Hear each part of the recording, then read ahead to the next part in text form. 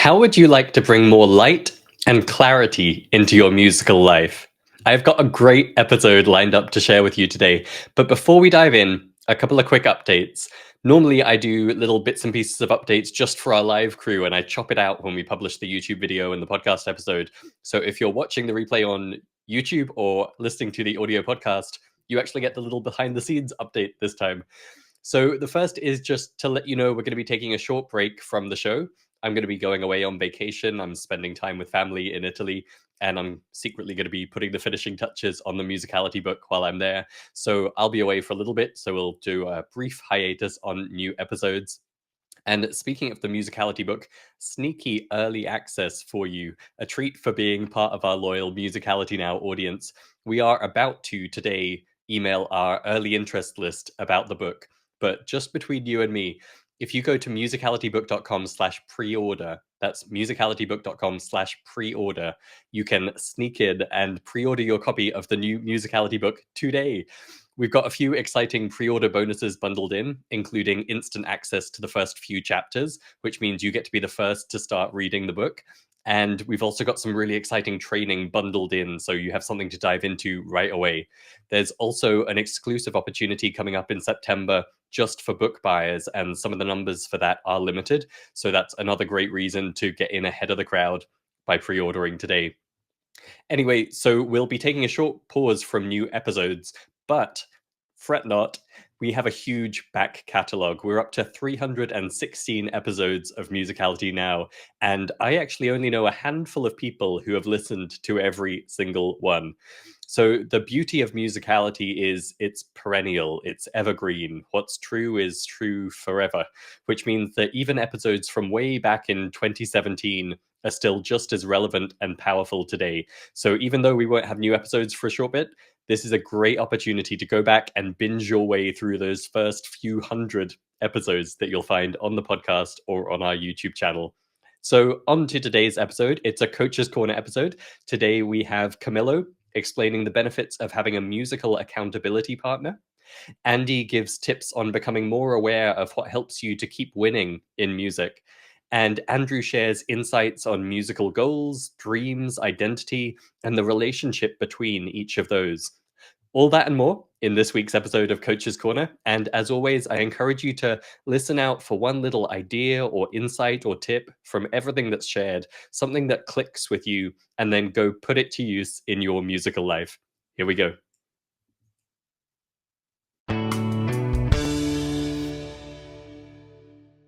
Hey, we are back with another round of Coach's Corner, where I get the intense pleasure of hanging out with our next level coaching team and picking their brains on your behalf to draw out some of the juicy nuggets of wisdom and insight and new tips, tricks, and techniques they've been developing inside coaching to help you in your musical life. I'm joined today by our head coach, Andrew Bishko, and coaches Andy Portis and Camilo Suarez. Welcome, guys. Great to have you with us. I'm going to pick on Camilo first this week. Camilo, what's new in coaching lately? Lately, I've been talking with my clients about accountability. We realize that many people in the next level program, they know what to do, they know how to practice better, but still we find some obstacles in actually doing that. So working as an accountability partner has been effective in helping them and helping myself to keep up with my practice. We talk about that, we made plans, and it's working well because they feel they are making more progress. Having an accountability partner is such a key part of this program. Fantastic. And for anyone who hasn't heard of the idea of an accountability partner before, can you just explain a bit more how that works? Yeah, so we set common goals, or we set a goal. It's important to have someone know about the goal that you have. Once that you know that, you will feel more encouraged to complete that objective that you have. Gotcha. Yeah. And when we've done a little bit of accountability partner matchmaking in Musical U a few times in the past and just encouraged people to do like a daily check-in, or each time they practice, they report to each other. There was a period actually where Zach and I were doing it. I was trying to get more diligent about my daily drum practice. And so we would just message each other once a day and be like, did my practice today? And it really does have an effect. Like, even if you consider yourself quite disciplined and quite consistent, just knowing that that other person is going to wonder whether you did it unless you tell them you did, it definitely amps up that consistency, doesn't it? Yes, and we are able to share wins and see how the other person is doing. So it's a no pressure environment in which you feel really encouraged to keep moving forward. Terrific. And Andy, how about you? What's new in coaching lately? Well, there's plenty been new. The thing that I'd like to talk about today, though, is it's about one of my clients who's a sax player. Although the technique kind of really works with any instrument. Uh, and what was happening was she was having problem playing at the high D and high E flat, and so she was kind of fluffing these notes, and they weren't coming out very strong. So I suggested to her, okay, right, slow down, take your time, and have a few attempts at hitting the high D. So we used that as the target note. And then I sort of said to her, well, when you feel you've got as close as you can to getting a good high D out, stop and just consider how your hands feel, how your mouth feels, and how the whole kind of sound of this feels in your body. So she did that, and she played a good high D, and she then kind of thought about exactly how it felt, and she was like, "Oh, I've got three fingers on these keys, and I've got these fingers on these keys." So it was really clear that she'd not really taken the time to kind of slow down and consider exactly what it takes to play this specific note. And from then on, I got her to play a few more D's, and she hit it spot on every time. I was taken aback by it, to be fair. It worked so well. And there was a kind of bonus to this as well. Everything else she played during our meeting, her tone for everything was really crisp. It was crazy. When we started at the start of the meeting, things sounded a little bit blurred. There didn't seem to be much front end on the sound. But after we'd kind of done this little exercise, everything was lovely. There was a real kind of transient to the front of the sound, and it was bonkers how it worked, to be fair. But Amazing. like I say, it kind of works on other instruments as well. So there's not kind of just for the sax or other wind instruments, but you can do it on guitar, piano. Just notice how your hands are on the instrument.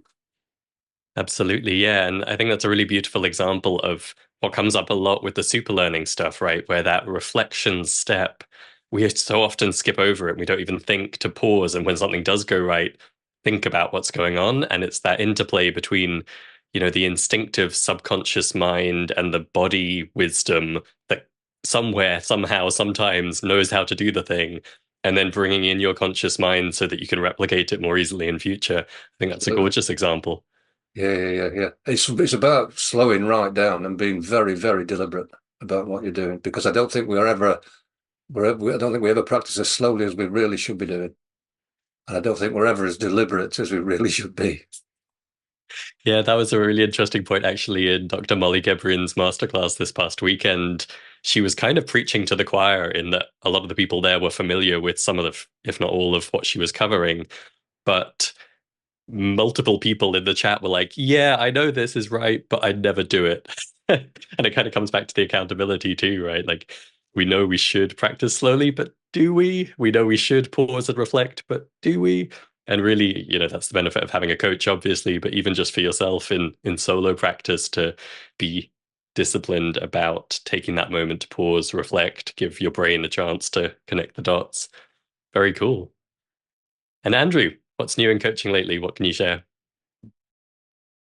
Well, it was working with a client recently who was contemplating his musical identity. And again, he was actually really stimulated by that recent workshop that you did.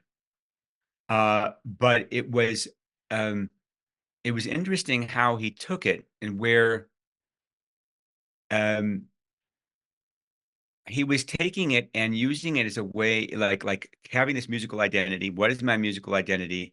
And focusing on a lot about what he wasn't, um, rather than what he was. And I realized that what he was actually doing, he was using his goals as a way to whip himself. And we all do this. We have a goal that we want, and we see that goal, that beauty, that desire that we have, and that's wonderful. Then we compare ourselves, our current situation, to where we want to go, and it's like, I'm not there. I'm not gonna. How am I ever going to get there?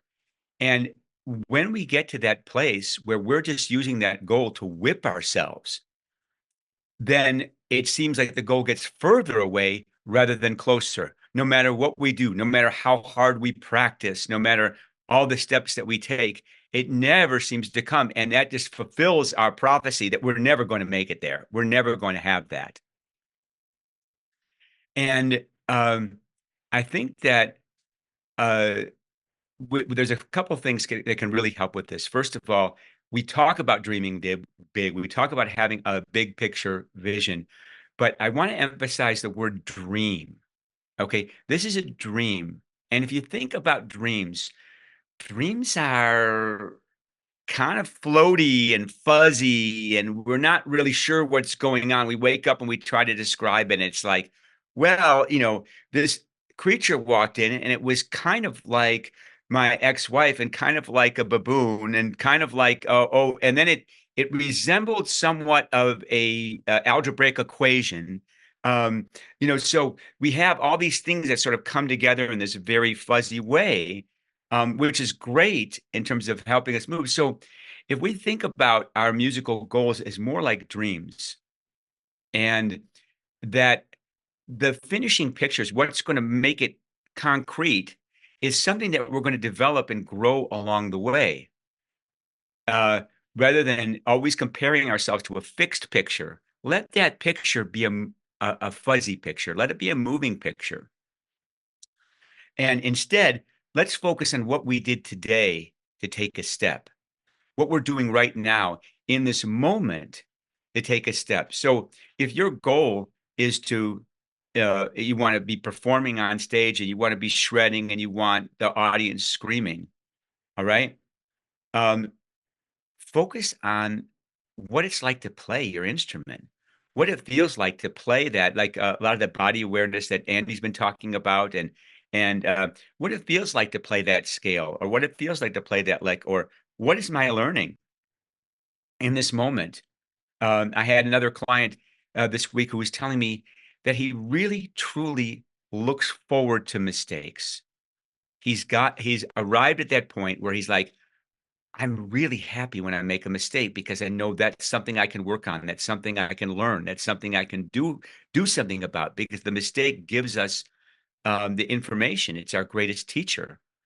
So this idea of keeping our goals fuzzy and dreamy, the big goals, and then narrowing on down on what is the step today, and creating a practice of satisfaction and enjoyment in our musical practice today in what the task is before us. That may lead to another place, that may lead to another thing, and the end goal is going to be even richer and fuller and more wonderful than the original one that we started with. I love that. Yeah, I think I've had reason to go back to various times I've taught that big picture vision exercise in the past recently. And it made me want to stick a post-it note on my computer monitor, which is like, anytime you talk about big picture vision, tell them it's not goal setting. Because you're right, like there is a huge gulf between a vision and a goal. And at Musical You, we talk about this idea of the gap and the gain that comes from Dan Sullivan, which is like, you're always moving towards that horizon. You're never going to get there. So stop beating yourself up for how far you are from it, and reflect on how far you've come and how far you're going. And that is really valuable. But I think also what you just touched on there, really understanding the dreamlike nature of that vision and letting it inspire you and morph and be motivational, almost completely separate from your concrete goal setting and all of the planning and the nitty gritty. and then making sure that in the moment you've got that ease and joy going on. I think that's a really beautiful perspective, really wonderful. Thank you. If I may add, there's one picture that always sticks in my mind. I don't play video games, sorry. But I was watching some people play a video game, and this was maybe around 2006, so an older video game. And in this game, it was a series of rooms in a building, and all the rooms were dark. But when your character stepped into that room, there would be a little light that came out. And as the character took steps, the room would become more and more illuminated until you could see everything that was in the room. But it didn't happen until the steps were taken. All right. So if all your attention is on trying to see what's around there and get to this one place, but you're not taking the steps, you're missing out on all the wonderful things that could be hiding in that room, or terrible things that could be hiding in that room. So it's really important. It's always a picture I have in my mind of terms of taking the steps.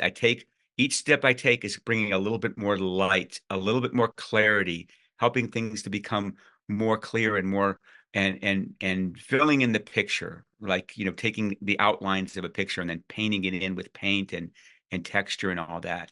Perfect. Yeah. And it's definitely one of the bugbears we see with adult learners, isn't it? That intellectual need to know every step of the process. They come to Musical U, they're like, you will teach me musicality stuff. And then they're like, tell me the 27 steps between here and there, and then I will take step 1. And we're like, well, it doesn't quite work like that. And I'm also reminded there's that analogy they often use in personal development of like a rocket launch, where you launch your rocket towards the moon or the orbit or the planet or wherever you want to get it to, or even a plane in flight. And then there are literally thousands of course corrections all along the way. And you know the destination, you point in the right direction to begin with, but you still need to be in the moment, making those choices, seeing what comes up as that fog disappears. I'm going to have that video game illustration in mind in future. I think that's a really great one.